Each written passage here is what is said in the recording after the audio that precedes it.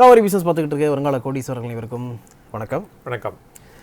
ரொம்ப நாளைக்கு அப்புறம் நம்ம என்ன பண்ண போகிறோம்னா, இன்றைக்கி வந்து ஒரு போர்ட்ஃபோலியோ ரிவ்யூ பண்ண போகிறோம். சசிகுமார் அப்படிங்கிற ஒருத்தர் நமக்கு அனுப்பிச்சிருக்காரு. நிறைய பேர் அனுப்பியிருக்காங்க. அதை வந்து அடுத்தடுத்து வந்துகிட்டே இருக்கும்.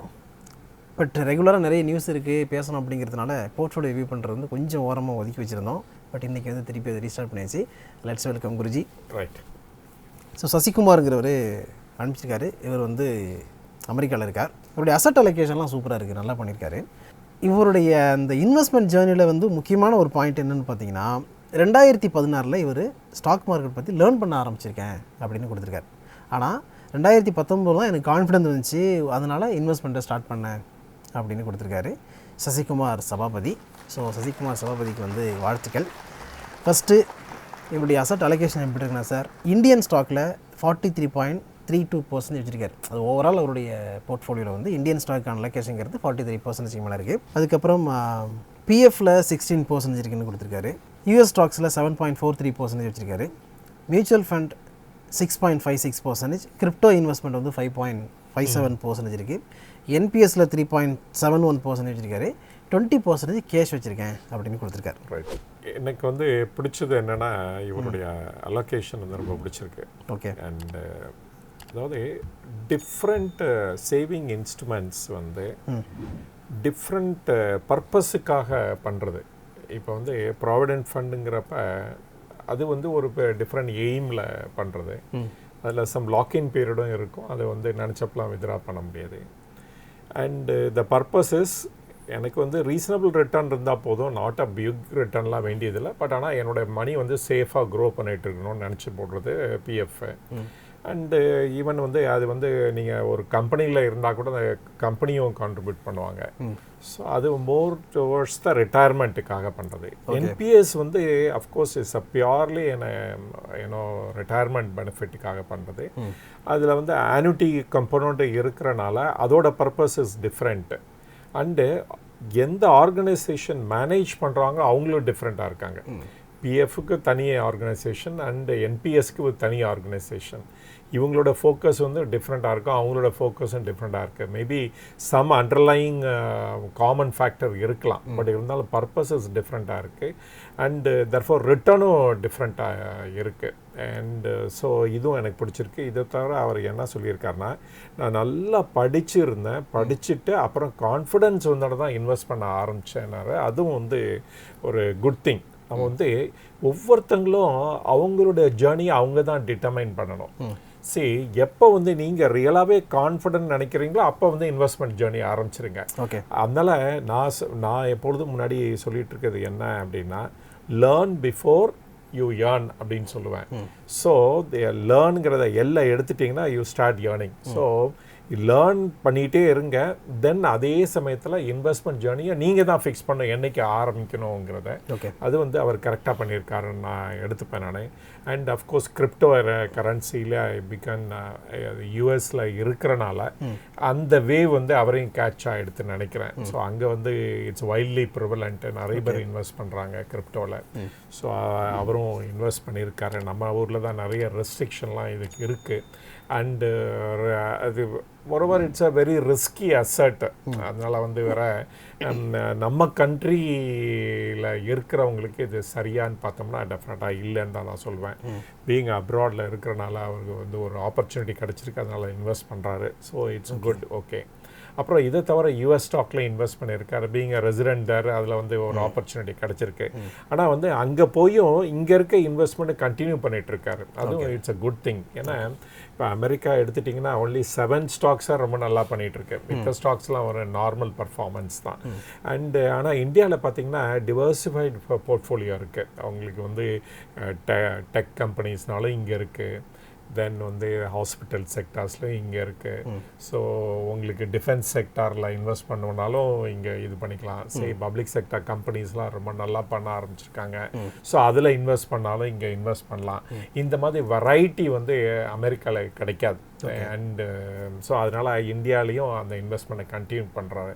அதனால் எனக்கு வந்து இவருடைய இன்வெஸ்ட்மெண்ட் யூனோ இந்த அலோகேஷன் இருக்குது பாருங்கள், அது ரொம்ப பிடிச்சிருக்குன்னு நான் சொல்வேன் நான். ஓகே. அண்டு அஃப்கோர்ஸ் இவருடைய டோட்டல் அமௌண்ட்டை பற்றி கிளியராக மென்ஷன் பண்ணலை. பட் ஆனால் என்னையோ என்னுடைய விஷ் வந்து சக்ஸஸ்ஃபுல் அண்ட் ஹாப்பி இன்வெஸ்டிங் இருக்கணும் அப்படின்னு நான் விஷ் பண்ணுறேன். டெஃபினட்டாக அவர் அச்சீவ் பண்ணுவார். அவரோட ஜேர்னி வந்து கரெக்டாக இருக்குது அப்படின்னு நான் ஃபீல் பண்ணுறேன். ஓகே, இப்போ அவருடைய ஸ்டாக்ஸ் எல்லாம் பார்க்கலாம். கேப்லிங் பாயிண்ட் வச்சிருக்காரு, ITC, Sonata Software, REC Limited, NMDC, Coal India, KPIT Technologies, Menon Bearings, அதுக்கப்புறம் Indian Oil, Indian Railway Caterings, IRCTC, Infosys, Bajaj Finance, Associated Alcohol and Breweries Limited வச்சிருக்காரு, நியூஜன் வச்சிருக்காரு, Natco Pharma, Tata Consumer Product வச்சிருக்காரு, Apollo Pipes வச்சிருக்காரு, SNL Bearing வச்சிருக்காரு, Jio Financial Service வச்சிருக்காரு, Global Education வச்சிருக்காரு, SDFC Bank வச்சிருக்காரு, Shriram Pistons and Rings Limited வச்சிருக்காரு, Tata Motors வச்சிருக்காரு, கேம்ஸ் வச்சிருக்காரு, நெட்வெப் வச்சிருக்காரு, பிராஜ் இண்டஸ்ட்ரீஸ் வச்சிருக்காரு, அஃபில் இந்தியா வச்சிருக்காரு, தீபக் நைட்ரேட் வச்சிருக்காரு, 7 டெக்னாலஜிஸ் வச்சிருக்காரு, ஆர்கியான் கெமிக்கல் வச்சிருக்காரு, டாடா மோட்டார்ஸ் டிவிஆர் வச்சிருக்காரு, டிசிஎஸ் வச்சிருக்காரு, டிக்ஸான் வச்சிருக்காரு, ஆல்ஃபா டிரான்ஸ்ஃபார்மர்ஸ் வச்சிருக்காரு, சிஇ இன்ஃபோசிஸ்டம் மேப்மா இந்தியா வச்சிருக்காரு, வோல்ட் மேப் டிரான்ஸ்ஃபார்மர்ஸ் லிமிடெட் வச்சிருக்காரு, அதுக்கப்புறம் சில்ச்சர் டெக்னாலஜிஸ் வச்சிருக்காரு, மோத்திலால் ஓஸ்வால் ஃபினான்ஷியல் சர்வீஸ் வச்சிருக்காரு, டிப்ஸ் இண்டஸ்ட்ரீஸ் வச்சிருக்காரு, music label company, RPG life science limited வச்சிருக்காரு. அடுத்தது யூஎஸ் ஸ்டாக் மார்க்கெட்டில் என்னென்னலாம் இருக்குன்னு பார்த்தீங்கன்னா, இப்போது பீக்கில் இருக்கக்கூடிய என்விடியா வச்சிருக்காரு, ஆப்பிள் இன்கார்பரேஷன் வச்சிருக்காரு, சூப்பர் மைக்ரோ கம்ப்யூட்டர் வச்சிருக்கார், டெஸ்லாவில் இன்வெஸ்ட் பண்ணிருக்கார், ஹோம் டிப்போ வச்சிருக்கார், சினாப்சிஸ்ங்கிற கம்பெனியில் இன்வெஸ்ட் பண்ணியிருக்கார், ஆல்ஃபபெட்டில் பண்ணியிருக்காரு கூகுள், அதுக்கப்புறம் ஸ்டார்பக்ஸில் பண்ணியிருக்காரு, மெக்கசனில் பண்ணியிருக்காரு, KLA Corporation, Coinbase Global Incorporation, Netflix கூட நெட்ஃப்ளிக்ஸில் பண்ணியிருக்காரு, Fidelity Wise Origin Bitcoin Fund. So பிட்காயினில் வந்து இந்த மாதிரி இன்வெஸ்ட்மெண்ட், அதாவது இடிஎஃப்ல போட்டிருக்காருன்னு நினைக்கிறேன். அப்புறம் வந்து கேடன்ஸ் டிசைன் சிஸ்டம் இன்கார்பரேஷன் ஒரு கம்பெனியில் இன்வெஸ்ட் பண்ணிருக்காரு. ஸோ இதெல்லாம் வந்து இவருடைய யூஎஸ் ஸ்டாக் மார்க்கெட் இன்வெஸ்ட்மெண்ட்டாக இருக்குது.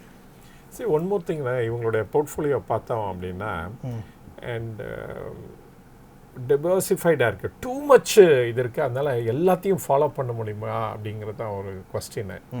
அண்டு அவருக்கு சப்போர்ட் பேஸ் வீட்டில் இருந்துச்சுன்னா டெஃபினட்டாக பண்ணலாம். பட் அது ஒன்று தான் கன்சர்ன். அதர்வைஸ் கான்சன்ட்ரேட்டட் போர்ட்ஃபோலியோ வந்து அது இங்கே சூனர் ஆர் லேட்டர் அது வந்துரும்னு நினைக்கிறேன். எப்பொழுதுமே இந்த பிகினிங்கில் 2019 ஆரம்பிச்சிட்டேன்னு சொன்னார் இன்வெஸ்ட்மெண்ட் ஜேர்னியை.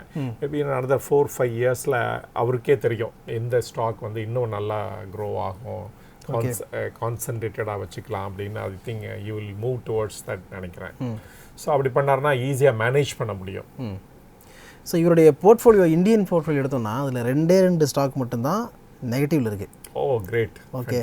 அதாவது ஒன்று வந்து அஃபில் இந்தியா ஒரு 5% லாஸில் இருக்குது. அதுக்கப்புறம் மோத்திலால் ஓஸ்வால் ஃபினான்ஷியல் சர்வீஸ் 1.76% லாஸில் இருக்குது. ஓ கிரேட். அந்த மாதிரி அதாவது இவருடைய லாங் ஜேர்னியை பற்றி சொல்லுது. நான் அடிக்கடி சொல்லுவேன்ல, நீங்கள் வந்து ஷேரை வந்து அபவுட் 4-5 இயர்ஸ் ஹோல்ட் பண்ணிட்டு இருந்தீங்க அப்படின்னா எல்லாமே க்ரீன் ஆகிடும் அப்படின்னு சொல்கிறேன் பாருங்க. அது வந்து உண்மையாக இருக்குது பாருங்க. அதனால் லாங் டேர்முக்கு எப்பொழுதுமே ஷேர் மார்க்கெட் வந்து நல்லா ரிவார்ட் பண்ணோம். தட் இஸ் பேஷன்ஸ் தான் இங்கே வர்ச்சு. ஓகே. அதனால் வந்து யாராவது வந்து சூஸ் பண்ணும்போது கரெக்டாக சூஸ் பண்ணிட்டாங்கன்னா அண்டு அவங்க வின் பண்ணி தான் ஆகணும். There is no other choice. அப்படி தான் இருக்குது. வெரி ரேர் தான் வந்து யூ வில் டிஃபால்ட்டு. அது வந்து ஆனால் எப்பொழுதுமே இந்த இது மனசில் வச்சுக்கணும். எப்பொழுதும் 1/3 of the thing will not work. அது வந்து விஜய் கேடியாக இருக்கலாம், இல்லாட்ட அது வந்து ஒரு சாதாரண ஒரு பிகினராக இருக்கலாம். 1/3 of the shares வந்து எவ்வளோ தான் நீங்கள் வந்து இன்னும் அதை பற்றி தெரிஞ்சுக்கிட்டு அப்புறம் இன்வெஸ்ட் பண்ணால் கூட அதில் வந்து ப்ராப்ளம் வர்றதுக்கு சான்சஸ் இருக்குது. அதனால் கவலைப்பட வேண்டியதெல்லாம் 1 or 2 stocks can easily get over it. Okay. So this is என்னுடைய வியூ ஆன் திஸ். ஒரு small view or quick view of S investment அப்படின்னு சொல்லலாம். அண்ட் இவருடைய இன்வெஸ்ட்மெண்ட் ஜேர்னியில் வந்து இன்னொரு முக்கியமான விஷயம் எல்லாருமே கவனிக்க வேண்டியது என்ன, நான் கூட தெரிஞ்சுக்கணும். ஒவ்வொரு குவார்ட்டருக்கும் வந்து அந்த குவார்ட்டர் ரிசல்ட் எப்படி வந்திருக்குங்கிறத பார்த்துட்டு இவர் ஒரு சார்ட்டை தனியாக ப்ரிப்பேர் பண்ணுறாரு. அதுக்கு வந்து green tick, blue tick, red tick எல்லாம் கொடுத்து வச்சிருக்காரு. அந்த சார்ட்டை கூட வந்து அப்படியே ஒரு இமேஜ் ஃபோட்டோ எடுத்து அனுப்பிச்சிருக்காரு. That's great. அது வந்து நல்லா இருக்குது பார்க்குறதுக்கு. ஏன்னா ஒவ்வொரு குவார்ட்டருக்கும் சேஞ்ச் ஆகும் இல்லையா? அதுதான் ரொம்ப இம்பார்ட்டன்ட். சரி, நான் சொன்னேன்ல இவ்வளோ நம்பர் ஆஃப் ஷேர்ஸ் வச்சுட்டு எப்படி பார்க்க போகிறாருன்னு அப்படின்னு சொல்லி நான் ஒரு டவுட் ரைஸ் பண்ணேன்.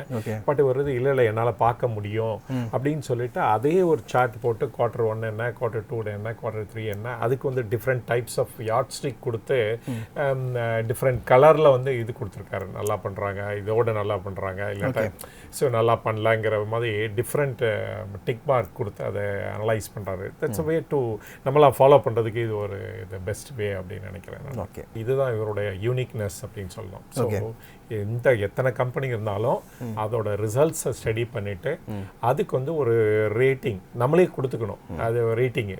ஸோ அதை வச்சு ஃபாலோ பண்ணால் நம்ம வந்து அந்த ஈவன் அந்த 1/3 வந்து டிஃபால்ட் ஆகிறதுக்கு சான்ஸ்ன்னு சொல்லிட்டு இருக்கோம் பாருங்க, அது கூட வராது. அதுதான் அவர் மேனேஜ் பண்ணியிருக்காரு. ஸோ அதனால தான் இவருக்கு 2 ஸ்டாக் தான், ஒரு 50 ஸ்டாக்காவது இருக்கும்னு நினைக்கிறேன். 50 ஸ்டாக்ல 2 ஸ்டாக் தான் நெகட்டிவ்ல இருக்கு. அதுவும் இந்த ஆஃபில் இந்தியா தெரிஞ்சது, நான் கூட ரொம்ப நாளுக்கு முன்னாடி எக்ஸிட் ஆகிட்டேன். நான் ரொம்ப நாளாக வச்சுட்டு இருந்தேன். நான் அப்புறமேலு ப்ராஃபிட் வந்துச்சு. ஓகே, இதில் வந்து ஃபியூச்சர் வந்து கொஞ்சம் ப்ளீக்காக இருக்குன்னு சொல்லிட்டு நான் எக்ஸிட் ஆனேன். ப்ராஃபிட்டில் தான் எக்ஸிட் ஆனேன். ஸோ ஆனால் அது அன்றைக்கி எக்ஸிட் ஆனதுலேருந்து கீழே தான் போயிடுச்சு ப்ரைஸ். ஓகே. ஸோ இப்போ சேலரிஸ் பர்சன் தான் இவர் அமெரிக்காவில் இருக்கார். ஆனால் என்ன ஒர்க் பண்ணுறாரு அப்படிங்கிற டீட்டெயில் வந்து கொடுக்கல. ஃபைனலாக இவரை பற்றி நான் ஒரே ஒரு விஷயம் சொன்னேன்னு வச்சுங்களேன், நீங்கள் ரொம்ப சந்தோஷப்படுவீங்க. அது என்னென்னா, I brought almost 25 people in share market and helping them even now to grow அப்படின்னு சொல்லியிருக்காரு. அதுதான் இது வந்து இன்னொரு ஹைலைட். ஸோ நிறைய ஃப்ரெண்ட்ஸுக்கு அவர் வந்து stock market and financial literacy பற்றி டீச் பண்ணிக்கிட்டு இருக்காராம். அதுதான் இவருடைய மெயின் காரணம்னு சொல்லுவேன். இந்த மாதிரி கரெக்ட் போர்ட்ஃபோலியோ மெயின்டைன் பண்ணுறதுக்கு தான் காரணம். அதை நான் திருப்பி நிறைய தடவை சொல்லியிருக்கேன். தட் வந்து நீங்கள் மட்டும் தெரிஞ்சுக்காதீங்க, உங்களுக்கு சுற்றி இருக்கவங்களுக்குலாம் சொல்லிக் கொடுங்க, உங்கள் ஃப்ரெண்ட்ஸுக்கு சொல்லிக் கொடுங்க. அவங்க கூட உங்களுக்கு டீச் பண்ணுவாங்க. அண்ட் நீங்களும் இன்னும் நல்லா கற்றுக்கலாம் அதை பற்றி. அவங்ககிட்ட டிப்ஸ் வாங்குறதுக்காக ஃப்ரெண்ட்ஸ் வச்சுக்க கூடாது. நம்ம எதுக்கு வச்சுக்கணும் அப்படின்னா எக்ஸ்சேஞ்ச் ஆஃப் இன்ஃபர்மேஷன். அப்புறம் ஒரு குட் டிபேட் நடக்கும்போது நமக்கு வந்து நிறைய நியூ திங்ஸ் வந்து கற்றுப்போனோம் ஆக்சுவலாக. ஸோ அதுக்காக தான் இப்போ நம்ம கூட நிறைய பேர் நீங்கள் உங்கள் போர்ட்ஃபோலியோ ஷேர் பண்ணிங்க அப்படின்னு சொல்கிறோம். எதுக்கு அப்படின்னா ஒவ்வொருத்தரோட மைண்டு நமக்கு என்னன்னு தெரியுது. பாருங்கள், இவர் வந்து 2 யூனிக் திங்ஸ் பண்ணியிருக்காரு. ஒன்று வந்து 2016 லேர்ன் பண்ண ஆரம்பித்து 2019 ஒரு நல்லா இன்வெஸ்ட் பண்ண ஆரம்பிச்சிருக்காரு. நாலேஜ் வந்துருச்சுன்னு கான்ஃபிடன்ஸ் வந்தப்பறம் இன்வெஸ்ட் பண்ண ஆரம்பிச்சிருக்காரு. ரைட்டு. அப்புறமேல வந்து எத்தனை ஷேர் இருந்தாலும் அதோட நான் ரிசல்ட்ஸை வந்து ஸ்டடி பண்ணிவிட்டு அதுக்கு ஒரு கிரேடிங் கொடுத்து வச்சுருப்பேன் நான் அப்படின்னு சொல்கிறாரு. அப்புறம் of course the third one is excellent. வேறு he is imparting whatever he learned to others. அதுதான் ஒரு எக்ஸலண்ட் திங்.